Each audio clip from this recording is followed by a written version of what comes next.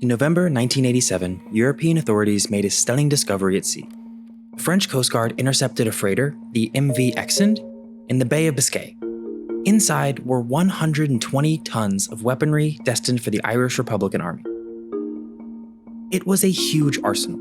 Heavy machine guns, crates of rifles, anti-tank rockets, even surface-to-air missiles, and over 1 million rounds of ammunition. This was not a one-off incident, but the climax of a long, secretive effort to arm the IRA.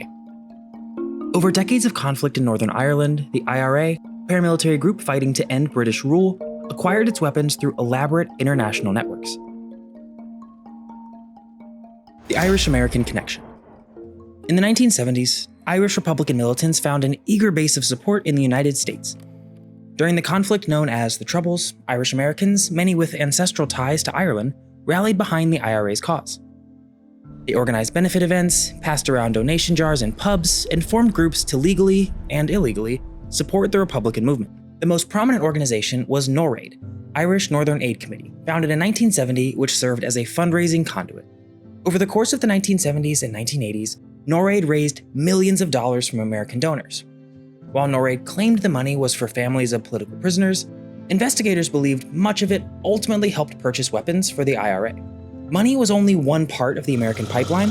Actual firearms were procured on US soil and then smuggled into Ireland. By the early 1970s, the IRA had managed to acquire a significant arsenal of modern American-made weapons. In fact, by 1972, the IRA possessed large quantities of Armalite rifles and other modern small arms, many of them purchased in the United States. The Armalite, a lightweight rapid-fire rifle, became a symbolic weapon of the IRA's armed campaign, so much so that Republicans often spoke of carrying the Armalite and the ballot box as dual tools of their struggle. One key figure behind the transatlantic gun running was George Harrison, a veteran IRA member who had emigrated to New York in the 1930s. Harrison operated a secret network to source and ship weapons. Working through an Italian-American arms dealer with underworld connections, he spent the 1970s buying firearms ranging from pistols to automatic rifles. Harrison coordinated closely with NORAID contacts. According to one account, virtually all guns smuggled from the United States passed through his network. These operations were audacious.